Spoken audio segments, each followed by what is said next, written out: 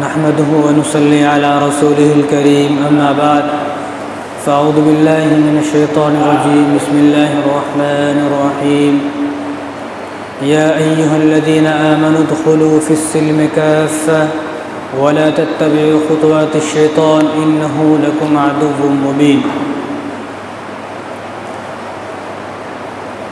صدق الله العظيم سبحان ربك رب العزة عما يصفون وسلام على المرسلين والحمد لله رب العالمين۔ میرے محترم دوستو، عزیز ساتھیو، اللہ تبارک و تعالیٰ نے جو ابھی میں نے قرآن کریم کی آیت پڑھی ہے، اس میں اللہ تبارک و تعالیٰ نے حکم فرمایا یا ایھا الذین آمنوا ادخلوا فی السلم کافہ۔ اللہ تعالیٰ نے فرمایا کہ ایمان والو اسلام کے اندر داخل ہو جاؤ، ایمان والو اسلام میں پورے داخل ہو جاؤ۔ کیا مطلب؟ یعنی ایک آدمی ایمان لے آیا اور جس نے لا الہ الا اللہ محمد رسول اللہ کہہ دیا ہے، وہ تو ایمان والا ہو چکا ہے، ایمان والا ہے۔ تو اللہ تبارک و تعالیٰ کیوں فرما رہے ہیں کہ یا ایھا الذین آمنوا ادخلوا فی السلم کافہ، ایمان والو اسلام کے اندر پورے داخل ہو جاؤ۔ تو اس آیت سے پتہ یہ چلتا ہے کہ ایمان الگ چیز ہے، اسلام الگ چیز ہے۔ ایمان اور اسلام دونوں الگ الگ چیزیں ہیں۔ کیسے؟ کہ ایک آدمی لا الہ الا اللہ محمد رسول اللہ پڑھے اور اللہ تبارک و تعالیٰ کی ایک ہونے کی گواہی دے، اور اس بات کی گواہی دے کہ صرف ایک اللہ کی عبادت ہوگی اور اس کے سوا کسی کی عبادت نہیں ہوگی، اور حضور صلی اللہ علیہ وسلم ہمارے نبی ہیں۔ یہ تو ہے ایمان، ٹھیک ہے، ایمان لے آیا۔ لیکن صرف اتنے کہنے سے کام نہیں چلے گا۔ کوئی آدمی اتنا کہہ دے، پوری دنیا کے اندر ایسے لوگ بھرے ہوئے ہیں کہ جنہوں نے کلمہ تو پڑھ لیا ہے، پوری دنیا کے اندر بھرے ہوئے ہیں ایسے لوگ، پوری دنیا کے اندر بہت اربوں لوگ ہیں جنہوں نے کلمہ پڑھ لیا ہے، اس بات کی گواہی دے دی ہے۔ لیکن آگے اللہ تعالیٰ نے فرمایا آمنوا ادخلوا فی السلم کافہ، کہ اب ایمان تو لے آئے، ایمان والے ایمان تو لے آئے، لیکن اب کیا کرنا ہے؟ اب اسلام کے اندر داخل ہونا ہے۔ گواہی تو دے دی، کیا مطلب؟ اسلام میں کیسے داخل ہوں گے؟ یعنی اسلام کے جتنے بھی ارکان ہیں اور جو جس طرح دین پر چلنے کا حق ہے، جس طرح نبی کریم صلی اللہ علیہ وسلم نے ہمیں بتایا ہے کس طرح دین پر چلنا ہے، اس طرح اگر ہم دین پر چلیں گے تو اس کا نام ہے اسلام۔ یعنی اگر کوئی آدمی ایمان والا بھی ہوگا، اسلام والا بھی ہوگا، ایمان پر عمل بھی کرتا ہوگا، جس کا ایمان یہ ہے، عقیدہ یہ ہے کہ اللہ کی عبادت کرنی ہے اور حضور ہمارے نبی ہیں، ٹھیک ہے، اس کے بعد اسلام کی جتنی بھی چیزیں ان پر عمل کریں۔ اسلام کی کیا چیزیں ہیں؟ جیسا کہ معاملات ہیں، ہمارے معاملات، خرید و فروخت کیسی ہے، ہم کسی کو دھوکہ تو نہیں دیتے، ہم کسی سے جھوٹ اور فراڈ تو نہیں کر رہے، اور دوسرا عبادات، ہماری عبادات کیسی ہیں۔ ایسا تو نہیں کہ ہم نے کلمہ تو پڑھ لیا لیکن عبادات ہماری بالکل کمزور ہیں، جب دل کرے جب نماز پڑھتے ہیں، جب دل کرے جب چھوڑ دیا، ایسا تو نہیں۔ اور دوسرا معاشرت، ہمارے معاشرت کیسا ہے، ہمارا اٹھنا بیٹھنا، رہنا سہنا، ہمارے پڑوسیوں سے ہمارا کیا حال ہے، دوسروں سے ہم کس طرح رہتے ہیں، کس کے ساتھ ہم کس طرح رہتے ہیں، ان تمام چیزوں کو ملا کر جو ہے وہ اسلام بنتا ہے۔ ایمان تو صرف کلمے کا نام ہے، لیکن اسلام ان تمام چیزوں کا ملا کر اسلام بنتا ہے۔ تو ہمیں ایمان والا بھی بننا ہے اور ہمیں اسلام والا بھی بننا ہے۔ اللہ تعالیٰ ہم سب کو جو ہے ان دونوں بننے کی توفیق عطا فرمائے۔ اب آگے یہ ہے کہ ہم ایمان والے تو ہیں، چلو اسلام تو بعد کی بات ہے، اسلام پر تو ہم بعد میں آئیں گے، لیکن اب ہمیں غور یہ کرنا ہے کہ ہم ایمان والے مکمل طریقے سے ہیں یا نہیں ہیں۔ ایمان والے وہ ہوتے ہیں، اللہ تعالیٰ نے ایمان والوں کے بارے میں کیا فرمایا؟ احسب الناس ان یترکوا ان یقولوا آمنا وهم لا یفتنون، کہ تم یہ نہیں سوچنا، ہمارے سے اللہ تعالیٰ مخاطب ہو کے فرما رہے ہیں احسب الناس، کیا تم نے یہ خیال کر لیا ہے، یہ سوچ لیا ہے کہ ہم یہ کہیں گے ہم ایمان لائے، ہم ایمان والے ہیں اور تم کو چھوڑ دیا جائے گا؟ ایسا نہیں، بلکہ اللہ تبارک و تعالیٰ ہمیں آزمائیں گے، اللہ تعالیٰ ہمیں آزمائیں گے۔ کس طرح آزمائیں گے؟ اس طرح آزمائیں گے جس طرح ایک جنگ ہوئی، جنگ تبوک۔ کون سی جنگ؟ جنگ تبوک۔ اور جب غزوہ تبوک ہوا تو جو صحابہ تھے اور صحابہ کے جتنے بھی کھجور کے باغ تھے، تو تمام کے تمام باغات جو ہے بالکل ان پر کھجوریں آ چکی تھی۔ اب ایسا ہے کہ بس 2-3 دن کے بعد کھجوروں کو توڑنا ہے، 2-3 دن کے بعد کھجوروں کو توڑنا ہے، بس اب کھجوریں آ چکی ہیں۔ تو فوراً حضور نے حکم فرمایا، اللہ کی طرف سے حکم آیا کہ اب امتحان اور آزمائش میں مسلمانوں کو مطلع کرنا ہے، اب پتہ چلے گا کون نیک مسلمان ہے، کون سچا ایمان والا ہے، کون منافق ہے، اب پتہ چلے گا۔ تو ادھر باغات پک گئے، پورے سال محنت کری، پورے سال محنت کی، اور اب جو ہے پھل آ چکے ہیں، کھجور آ چکے ہیں، اور درخت جو ہے وہ کھجوروں سے لت پت ہو چکے ہیں۔ اب اللہ تبارک و تعالیٰ کی طرف سے حکم آیا چلو غزوہ تبوک کی طرف۔ اب جو مسلمان تھے وہ تو حضور کے ساتھ ہو لیے، چلو بھائی جیسا حضور نے بولا ہم ایسا کریں گے۔ لیکن کچھ لوگ ایسے تھے جن کو تھوڑا اعتراض تھا، بعد میں حضور نے ان کو سمجھایا، وہ بھی سمجھ گئے، وہ بھی چلے گئے۔ لیکن جو منافق تھے انہوں نے کہا ایسا کیسا ہوگا، ہم نے ساری سال محنت کی ہے کھجوروں پر، اور ساری سال ہم نے محنت کی ہے، ہماری محنتوں کے بعد کھجور لگے ہیں درختوں پر، ہم ان کو چھوڑ کے کیسا جائیں، ہم ان کو چھوڑ کے کیسا جائیں، ہم تو ان کو چھوڑ کے نہیں جا سکتے۔ تو جن لوگوں نے یہ کہا کہ ہم ان کو چھوڑ کر نہیں جا سکتے اور جو نہیں گئے وہ تمام کے تمام اللہ تبارک و تعالیٰ قرآن کے اندر فرمائے کہ یہ تمام منافق ہیں، یہ تمام لوگ منافق ہیں۔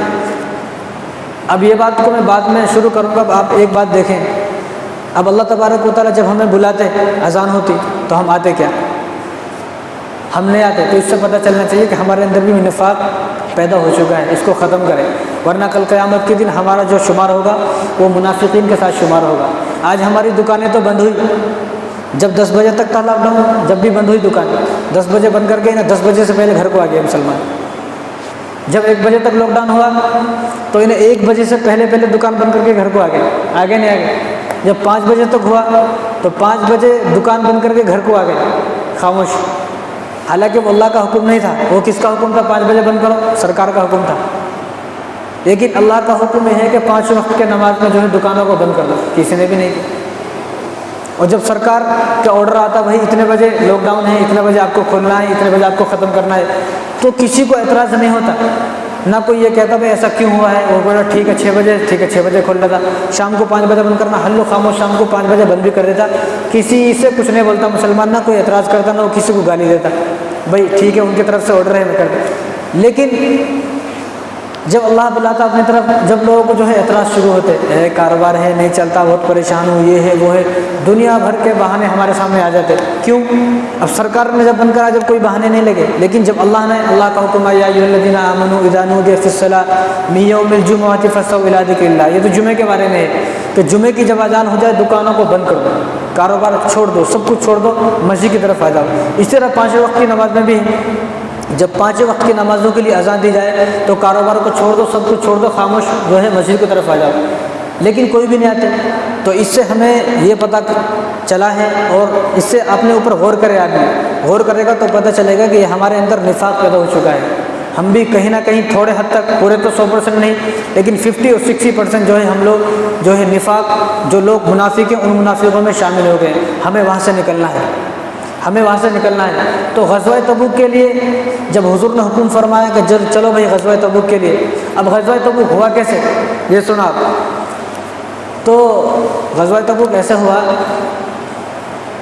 کہ آپ صلی اللہ علیہ وسلم نے جتنے بھی بادشاہ تھے سب کو خط بھیجایا کہ آپ ایمان لاؤ، جتنے بھی بادشاہ تھے ادھر ادھر کے، جتنے بھی ایران کے، یمن کے، روم کے بادشاہ تھے، سب کو خط بھیجایا کہ آپ ایمان لاؤ، ایک اللہ پر ایمان لاؤ، نہیں تو پھر جنگ کے لیے تیار ہو جاؤ، ہم جنگ کریں گے۔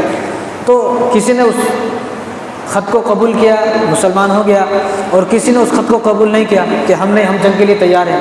لیکن ایک بادشاہ شرابیل بن عمر اس کا نام، تو اس نے کیا کیا، جب حضور صلی اللہ علیہ وسلم نے حارث بن عبید رضی اللہ تعالیٰ عنہ کو خط لے کر ان کے پاس بھیجا کہ آپ ان کے پاس جاؤ، تو جب انہوں نے وہ خط پڑھا، اس بادشاہ نے جب خط پڑھا تو خط کو بھی پھاڑ دیا، اور جو یہ خط لے کر گئے تھے ان کو بھی قتل کر دیا، ان کو بھی قتل کر دیا۔ آج کسی کو بولا نا، اگر میں کسی کو بولوں یہ پڑھتے جا وہاں ہے، میں کیا کرتا جی، کسی کو اگر بولے یہاں سے 1 گلاس پانی لے گا تو نہیں لاتے، لیکن حضور نے خط بھیجا ہے، حالانکہ ان کو معلوم ہے کہ اگر میں خط لے کے گیا تو یہ جان ہتھیلی پہ جا رہی ہے، آؤں گا یا نہیں آؤں گا میرے کو نہیں معلوم۔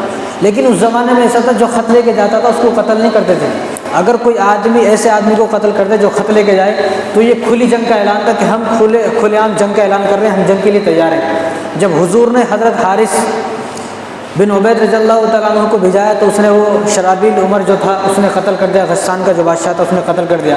جب اس نے قتل کر دیا حضور کو معلوم ہوا تو حضور صلی اللہ علیہ وسلم نے 3000 کے لشکر کو بھیجایا کہ آپ جاؤ اور جو ہمارا پیغام لے کر گئے تھے قاصد حارث بن عبید ان کا بدلہ لو۔ جب ادھر سے 3000 صحابہ گئے، اب ان کو نہیں معلوم تھا، جب وہاں گئے تو دیکھا وہاں پر 1000 رومی پہلے موجود ہیں، 1 لاکھ رومی پہلے موجود ہیں۔ اب یہ صحابہ کی جماعت کتنی؟ 3000، وہ کتنے؟ 1 لاکھ۔ اب اگر آدمی کوئی کہ یار یہ تو 1 لاکھ ان سے کون لڑے گا، چلو واپس چلتے، لیکن وہ صحابہ تھے، وہ کیا کہتے تھے؟ ہم تو لڑنے آئے ہیں، ہم تو لڑنا ہے، شہید ہوں گے تو اللہ کے پاس۔ وہ کہتے تھے جنت، جب وہ جنگ میں جاتے تھے وہ کہتے تھے جنت تو میری منتظر ہے، تمہارا انتظار کرو، میں جنت تیرے پاس آ رہا ہوں، نہیں تو زندہ ہے تو کوئی بات ہی نہیں ہے۔ اب ادھر یہ 3000 ہے، ادھر 1 لاکھ کا لشکر ہے، اور حضور نے جب ان لشکر کو روانہ کیا تھا تو پہلے ہی فرمایا تھا کہ تمہارے امیر جو ہیں وہ عبداللہ بن رواحہ ہیں، تمہارے جو امیر ہیں وہ عبداللہ بن رواحہ ہیں، اور اگر یہ شہید ہو جائے تو تمہارے جو امیر ہے وہ حضرت جعفر طیار رضی اللہ تعالیٰ عنہ، جو حضرت علی کے بڑے بھائی ہیں، یہ تمہارے امیر ہیں۔ اور فرمایا اگر یہ بھی شہید ہو جائے تو تمہارے جو امیر ہے وہ حضرت زید بن حارثہ ہیں۔ تو 3 کا نام لیا۔ جب آپ صلی اللہ علیہ وسلم یہ فرما رہے تھے نا تو ایک یہودی سن رہا تھا پیچھے سے، جب حضور نے یہ فرمایا کہ جب زید شہید ہو جائیں، جعفر طیار شہید ہو جائیں، عبداللہ بن رواحہ شہید ہو جائیں، تو یہودی کو معلوم ہو گیا کہ جب حضور نے فرمانا انہیں شہید ہو جائے گا 3 تو شہید ہوں گے، یعنی یہودیوں کو بھی اتنا یقین تھا جب حضور نے فرمانا کہ 3 اگر شہید ہو جائیں، اگر یہ 3 بھی شہید ہو جائیں تو جس پر تم اتفاق ہو، جس پر تم متفق ہو، جس پر تمہیں مطمئن ہو، اطمینان ہو، اس کو اپنا امیر بنا لینا۔ تو یہودیوں نے سن لیا۔ اب جب یہودیوں نے سنا تو ان کو معلوم ہو گیا کہ یہ 3 تو ضرور شہید ہوں گے، یہ 3 تو ضرور شہید ہوں گے، یعنی ان کو بھی حضور کی باتوں پر اتنا یقین تھا۔ آج ہمیں یقین نہیں حضور کی باتوں پر۔ حضور نے فرمایا مسواک کرو، تو ہم دیکھیں ہم میں سے کتنے لوگ ہیں جن کے پاس مسواک ہے۔ حضور نے فرمایا کہ مسواک میں 70 بیماریوں سے شفا ہے، یعنی 70 مسواک کے 70 فائدے ہیں، اس میں سے جو سب سے بڑا فائدہ ہے، جو 69 ہے ان کو تو ایک طرف رکھ دو، جو سب سے بڑا فائدہ وہ یہ ہے کہ جو آدمی 5 وقت کی نماز میں مسواک کرتا ہے اس کو مرتے وقت کلمہ جو ہے مرتے وقت زبان پر نصیب ہوگا، یعنی جب وہ مرے گا تو مرتے وقت دیکھے گا وہ کلمہ پڑھ رہا ہوگا، یعنی کتنی بڑی بات ہے، لیکن ہمیں یقین نہیں ہے، ہمیں یقین نہیں ہے۔ تو حضور کی باتوں پر یہودیوں کو یقین تھا۔ اب نے سنا نا 3 شہید ہو جائیں گے تو ایسا ہی ہوا، وہاں حضرت عبداللہ بن رواحہ بھی شہید ہو گئے، حضرت جعفر طیار بھی شہید ہو گئے، اور حضرت زید بن حارثہ بھی شہید ہو گئے۔ اب یہ تینوں بھی شہید ہو گئے۔ اب تینوں بھی جب شہید ہو گئے جنگ میں، ادھر 3000 ہیں، ادھر 1 لاکھ ہیں۔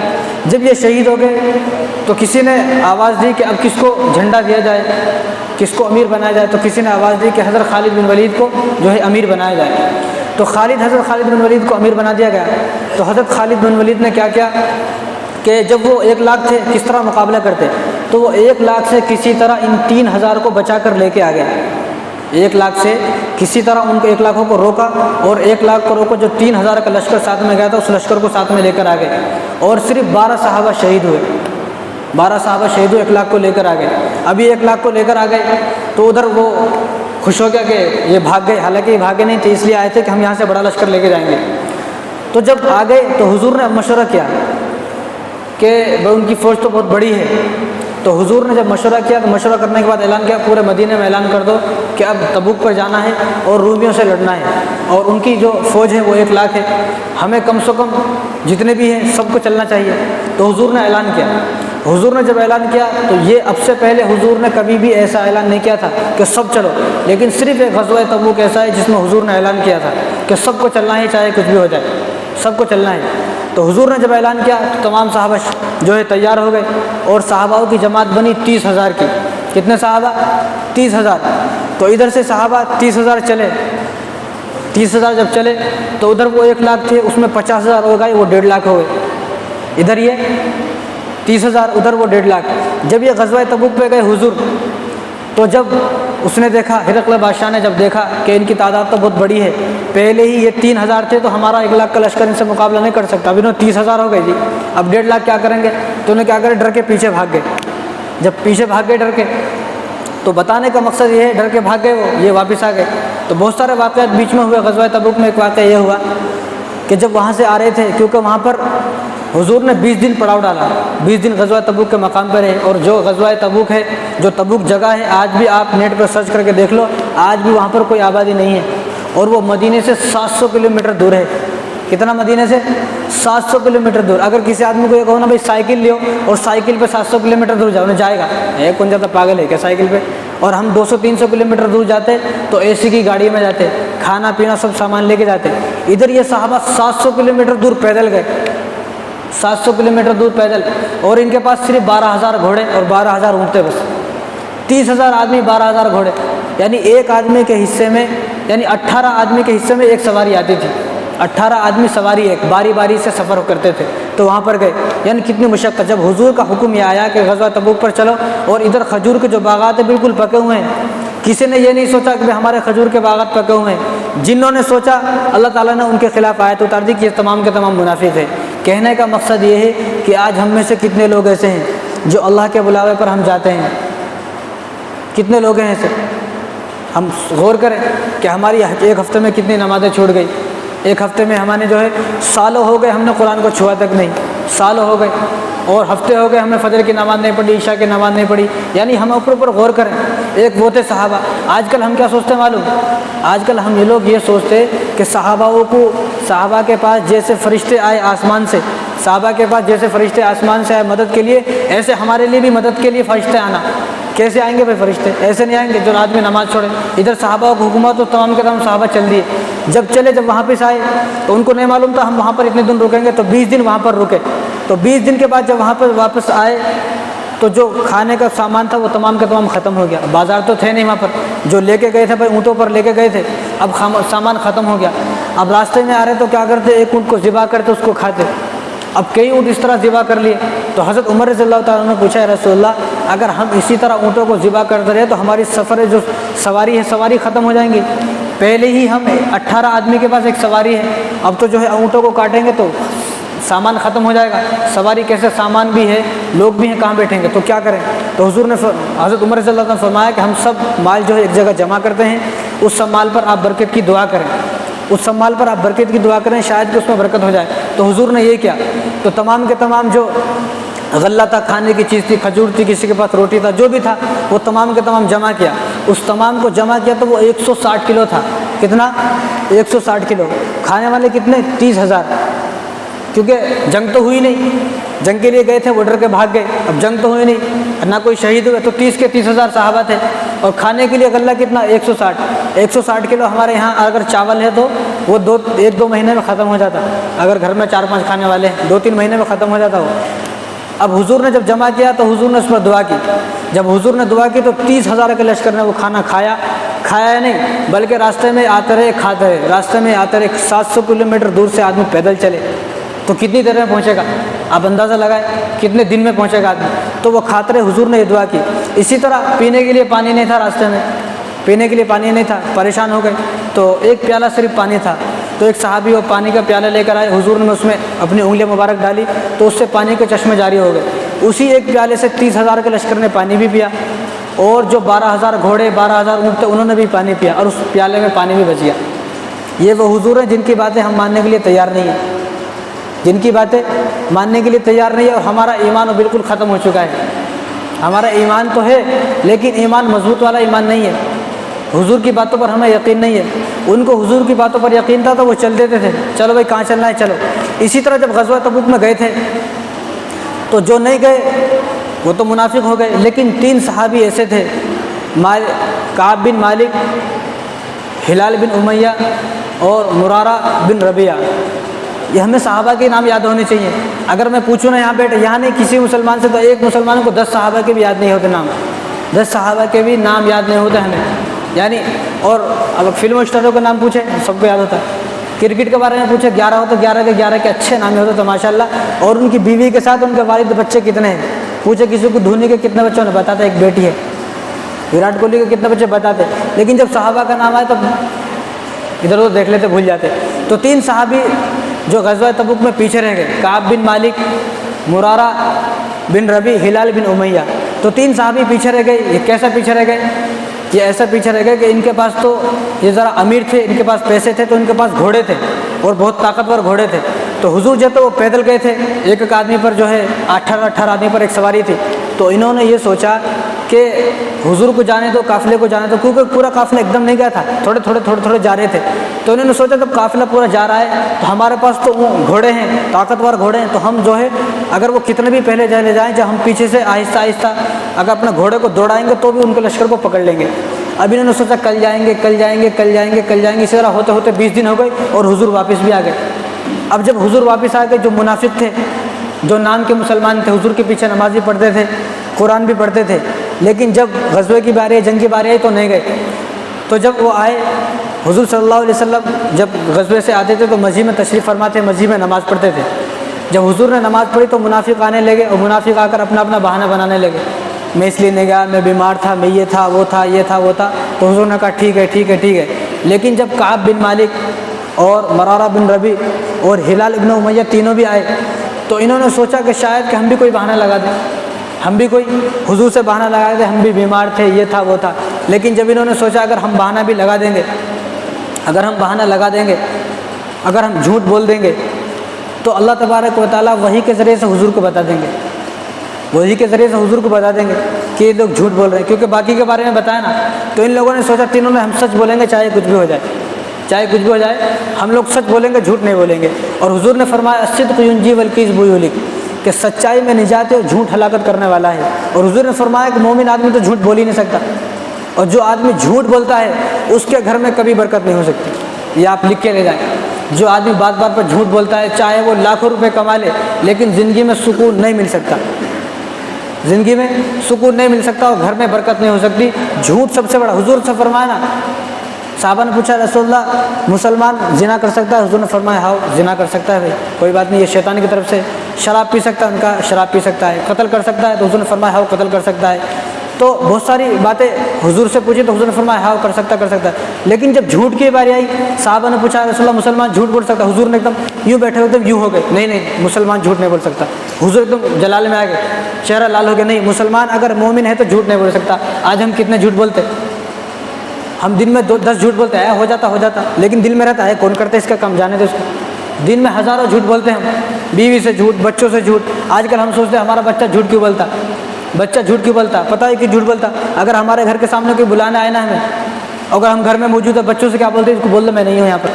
ارے بچوں کو جھوٹ تو آپ نے سکھا دیا، پھر بعد میں بڑا ہو کے پریشان کرنے جھوٹ کا ایک بولتا سمجھ میں نہیں آ رہا، جھوٹ کا ایک بولتا نافرمان۔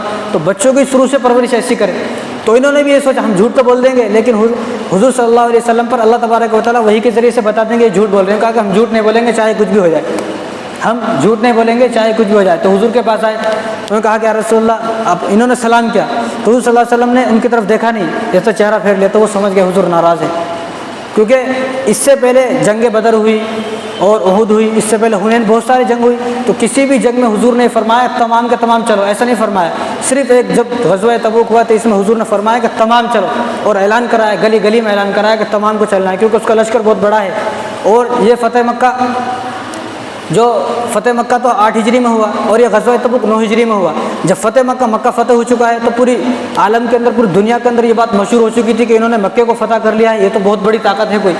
اسی طاقت کے اس نے بدلہ لینے کے لیے کہ اس میں اتنی طاقت کہاں سے آ گئی، ہم دیکھیں گے ان کو۔ ہرقل بادشاہ نے جو ہے مقابلہ اور حملہ کرنے کا جو ہے اس نے سوچا کہ ہم حملہ کریں گے، ہم ان کو ہرائیں گے، لیکن جب گئے تو ڈر کر بھاگ گئے۔ تو ان لوگوں نے بھی یہ سوچا کہ ہم لوگ جو سچ بولیں گے جھوٹ نہیں بولیں گے۔ تو حضور کے پاس گئے، سلام کیا، حضور نے چہرہ پھیر لیا۔ تو حضور نے چہرہ پھیرتے ہوئے پوچھا کیوں نہیں آئے؟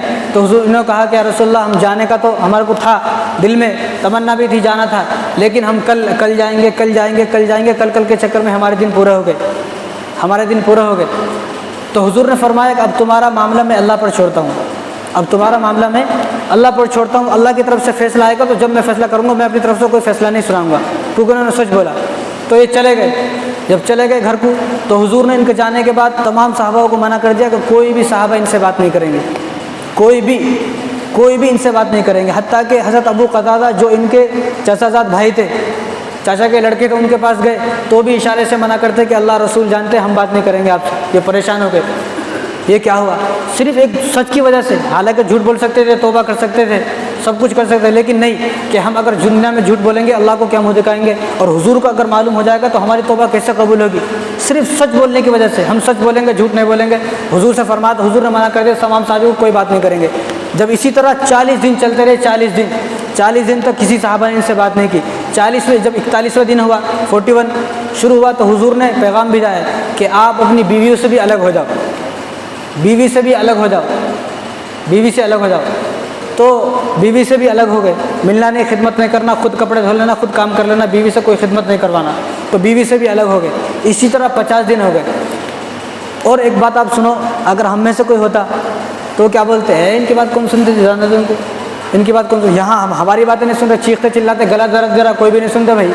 اب ہم جمعے میں ہر مسجد میں 500، کسی میں 1000 آدمی، یہاں بھی کتنے آتے، کسی میں تو کتنے بڑے آدمی، کتنے زیادہ آدمی آتے، لیکن جب جمعے میں 2000 آدمی 500 آدمی آتے، اسی مسجد میں عصر کی نماز میں دیکھو آپ کتنے آدمی آتے، 5 آدمی رہتے، 5 آدمی رہتے، یعنی جمعے میں 500 آدمی کہاں سے آ گئے؟ اب یہ اسی دن کی عصر کی نماز میں 5 آدمی، یہ کہاں چلے گئے سب آدمی؟ لیکن باتوں پہ یقین نہیں ہے، کوئی کتنا بھی کہتا رہو۔ اور دوسری بات، اگر وہ یہ سوچ لیتے اگر ہم تو تمام جنگوں میں گئے نا حضور کے ساتھ، اگر ایک جنگ میں نہیں گئے تو کیا ہوا بھائی، کوئی مصیبت آ گئی کیا؟ ایسا سوچ سکتے تھے وہ، لیکن انہوں نے نہیں سوچا، کیونکہ ایمان مضبوط تھا، ایمان مضبوط تھا اور اپنے اوپر یقین تھا۔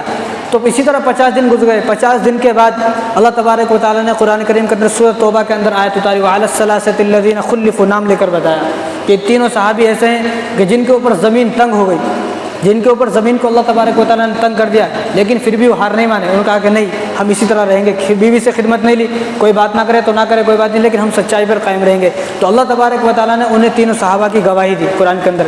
جب قرآن کے اندر گواہی آ گئی تو ایک صحابہ کو حضور نے فرمایا کہ جاؤ ان کے پاس، ان کو خوشخبری سناؤ کہ تمہاری توبہ کی جو ہے آیت آ چکی ہے۔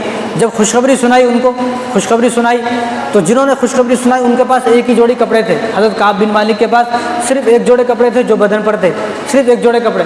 تو جنہوں نے خوشخبری سنائی انہوں نے اپنے کپڑے اتار کر ان کو دے دیے، ہدیہ تحفہ دے دیا۔ تو اس سے پتہ چلتا ہے کہ اگر ہمیں کوئی آدمی خوشخبری سنائے تو اس کو کچھ تحفہ دے، اس کو کوئی تحفہ دے، ایسا نہیں بھائی یوں ہی۔ تو انہوں نے اپنے کپڑے جسم کو اتار کر ان کو دے دیے، ایک ہی جوڑی کپڑے تھے، یعنی صحابی اور ایک ہی جوڑی کپڑے ان کو دے دیے، اور بعد میں پڑوسی سے ادھار کپڑے لے کے حضور کے پاس گئے۔ جب حضور کے پاس گئے تو حضور نے قرآن کی آیت ان کو پڑھ کے سنائی کہ آپ کی توبہ قبول ہو چکی ہے اور اللہ تبارک و تعالیٰ نے آپ کی اس غلطی کو معاف بھی کر دیا ہے۔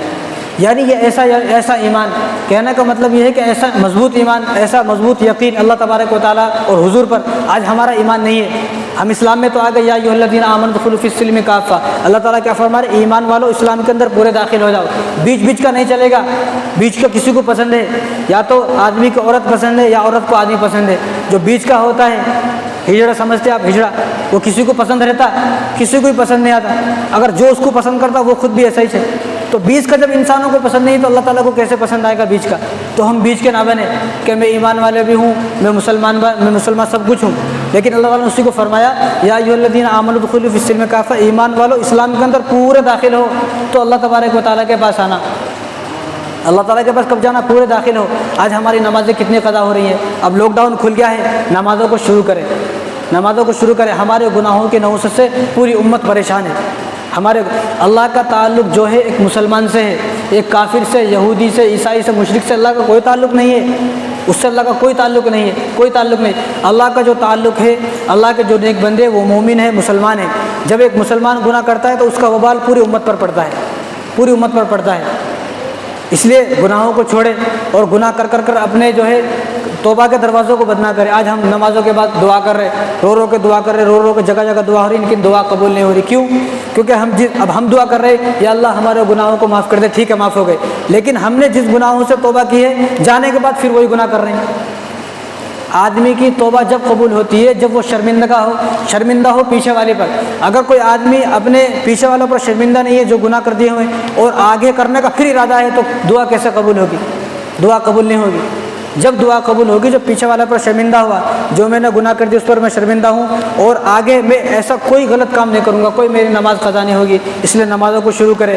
اللہ کا کرم ہے، اللہ کا فضل ہوا کہ جو ہے اب لاک ڈاؤن کھل گیا ہے، 5 نمازوں کی اجازت ہے، تو ہم نمازوں کو شروع کریں۔ ایسا ہونا چاہیے کہ ہماری مسجدوں میں 5 وقت کی نماز ایسا ہو جیسے کہ جمعے کی نماز ہوتی ہے۔ وہ فرمایا، علماء فرماتے ہیں کہ جس دن جمعے کی نماز کی طرح جس طرح لوگ آتے ہیں اس طرح 5 وقت کی نماز میں آ جائیں گے تو مسلمانوں کی حکومت خود بخود آ جائے گی۔ آج مسلمان ٹوپی لگانے کے لیے تیار نہیں، اس کے بال خراب ہو جاتے ہیں۔ ٹوپی لگائیں، یہ کیسا مسلمان ہے؟ مسجد کے مسلمان ہیں ہم۔ ایسے مسلمانوں کی اللہ تبارک و تعالیٰ کو قطعی ضرورت نہیں ہے۔ اب وقت ہو گیا، میں آپ کو 2-3 واقعات سناتا، پھر انشاءاللہ آئندہ جمعے کو سناتا ہوں۔ تو ہم ہمیشہ ٹوپی لگائیں، ہمیشہ ٹوپی لگائیں، مسلمان بنے۔ جو مسلمان اللہ تبارک و تعالیٰ کو پسند ہے وہ مسلمان بنے۔ مسجد کے مسلمانوں کو ضرورت نہیں ہے اللہ کو۔ مسجد کے مسلمان وہ لوگ بھی تھے جو حضور کے پیچھے نماز پڑھتے تھے، یعنی جو آدمی حضور کے پیچھے نماز پڑھے وہ بھی جہنم میں جائے، ایسا کیسا ہو سکتا ہے؟ ایسا اس لیے ہوا کہ وہ دل سے مسلمان نہیں تھے، صرف اوپر سے کلمہ پڑھتے تھے۔ آج ہم لوگوں کو بھی حال وہی ہے، ہم صرف زبان سے کلمہ پڑھتے ہیں، اگر ہمارے اوپر کوئی محنت و مشقت آئے اور کوئی دین کی کوئی بات ہے تو ہم لوگ پیچھے ہٹ جاتے ہم لوگ۔ یعنی حضور کے لیے گردن کٹانے کو تیار ہے لیکن اللہ کے لیے گردن جھکانے کو تیار نہیں ہے۔ کٹی ہوئی گردن قبول ہو یا نہ وہ الگ بات ہے، لیکن جو گردن جھکے گی اللہ کے سامنے یہ ضرور قبول ہوگا۔ وہ ایک سجدہ جسے تو گراں سمجھتا ہے 1000 سجدوں سے آدمی کو نجات دیتا ہے۔ یعنی وہ ایک سجدہ جس کو ہم مشکل سمجھتے ہیں مسجد میں آ کر، وہ ایک سجدہ نہیں کر کے ہزاروں سجدہ، یہ درگاہ وہ درگاہ وہ درگاہ وہ بابا وہ مرشد، یہ جگہ جگہ سجدہ کرتے ہیں، اس کا کام بنتا ہے نہیں۔ یہاں اللہ کے سامنے آؤ۔ ایک آدمی، یہ بات بتا کے ختم کرتا ہوں میں، ایک آدمی حجاج بن یوسف کو آپ نے نام تو سنا ہوگا، حجاج بن، کئی موقعات میں پوری تفصیل سے بتاؤں گا۔ تو حجاج بن یوسف بیت اللہ شریف کا طواف کر رہے تھے، بیت اللہ شریف کا طواف کر رہے تھے، تو ایک اندھا آدمی وہاں بھیک مانگ رہا تھا لوگوں سے، دیو بھائی میرے اللہ کے نام پہ دیو، مدد کرو مدد کرو۔ انہیں دیکھ کے پریشان ہو گئے، ارے یہ کیا ہے؟ حجاج بن یوسف دیکھ کے پریشان، یہاں تو لوگ باہر دیشوں سے اور ملکوں سے آتے اپنی تمنائیں پوری کروانے کے لیے اللہ سے مانگتے، انہیں اللہ کے گھر میں آ کے لوگوں سے مانگ رہا ہے۔ اب یہ پریشان ہو گئے۔ اب حجاج بن یوسف کو جانتے تھے سب، حجاج بن یوسف کو سب جانتے تھے، کیسا کہ یہ ایسے تھے کہ ایک گاؤں میں گئے تو ایک گاؤں میں ایک بچہ ایک غلیل سے مارتے نا، پرندے کو غلیل سمجھتے ہیں نا آپ، غلیل سے پرندے کو مار رہا تھا، تو اس کے ہاتھ سے وہ چھوٹ کے اس کو لگ گیا۔ اب اس کو جب لگ گیا، ابھی نے اعلان کیا بھائی جو مجھ کو مارا ہے وہ خاموشی سے سامنے آ جائے، بس میں اس کو سزا دوں گا، کسی کو سزا نہیں دوں گا۔ اب وہ بچہ ہی پریشان، بھائی بتایا تو انہیں مار دیتا، بھائی سب کو معلوم تھا یہ کسی پر رحم نہیں کرتا، یہ سب کو قتل کر دیتا۔ اب گاؤں والوں نے بتایا نہیں، انہوں نے بہت پوچھا، گاؤں والوں نے نہیں بتایا، تو اس نے اپنے لشکر کو بلایا، فوجی کو بلایا اور کہا کہ پورے گاؤں والوں کو قتل کر دو، تو پورے گاؤں والوں کو قتل کر دیا۔ تو اتنا ظالم بادشاہ تھا۔ اب اس نے کہا کہ تو یہاں کر بھی لوگوں سے مانگ رہا، یہاں تو اللہ سے مانگتے لوگ، تو یہاں کر لوگوں سے مانگ رہا۔ انہوں نے کہا کہ میں جب تک طواف کر کے واپس آؤں گا، میں طواف کر کے جب گھر کے واپس آؤں گا، اس وقت تک اگر تیری بینائی نہیں آئی، انہیں اندھا تھا نا، نابینا تھا، اس کو نظر نہیں آتا تھا، میں جب تک طواف کر کے واپس نہیں آؤں گا، اگر جب تک تیری بینائی نہیں آئی، تیری واپس جو آنکھوں کی بینائی ہے روشنی واپس نہیں آئی، تو میں آنے کے بعد تجھے قتل کر دوں گا۔ اب انہیں پریشان ہو گیا، بھائی انہیں تو اتنا خطرناک ہے، سب کو قتل کر دیتا، انہیں تو مجھے بھی قتل کرتا، کیا کروں؟ اب انہیں ادھر مانگ رہا تھا لوگوں سے، ادھر پلٹا بیت اللہ شریف کی طرف، اب انہیں پلٹ کے دعا مانگا اللہ سے، ایسی دعا مانگا رو رو کر، اللہ میں آپ کے بعد آپ سے مانگوں گا، کسی سے نہیں مانگوں گا، میری آنکھیں کی بینائی جو ہے واپس آ جائے۔ اب جب بیت اللہ شریف کا طواف کر جیسے واپس آئے نا، اب اس نے جیسے دعا کے بعد آنکھیں کھولی تو اس کو سامنے دیکھا حجاج بن یوسف، روشنی آ گئی، تو انہیں سمجھایا کہ دیکھ اللہ سے مانگا نا، اللہ سے مانگا تو واپس آئی۔ تو آج ہم در در ٹھوکرے کھا رہے، طرح سے مانگ رہے، لیکن کہیں بھی نہیں مل رہا۔ اللہ کے پاس آئیں، اللہ کے دربار میں آئے، مسجدوں کو آباد کریں تاکہ ہمارے گھر بھی آباد ہو۔